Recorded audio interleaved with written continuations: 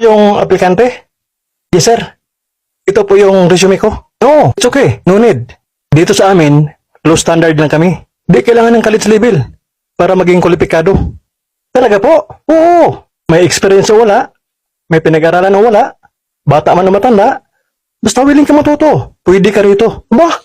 Ayos. Magkano po ang sweldo? Minimum. Pero hindi kalyado. Kasi 30 minutes lang ang trabaho. Alas 10 hanggang alas 10:15 sa umaga. Alas 3 hanggang alas 3:15 sa hapon. The rest, break time. Aba, ang galing ah. Hindi lang yan. Tuwing linggo lang ang pasok dito. Lunes hanggang Sabado, day off. Kakaiba dito. Ngayon lang ako naka-encounter ng ganito. O ano? Interesado ka? Pwede ka na magsimula. Yes sir. Sa linggo. Umpisa na ako. Okay. Ayos. Ito yung unang sweldo mo.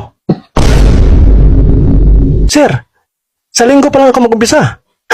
Huwag ka na magtaka. Ganun talaga dito. Sweldo muna, bago trabaho. Uy, tulala ka. Ano masabi mo? Wala akong masabi, sir. Parang nanaginip ako. Tama ka nga. Nanaginip ka lang.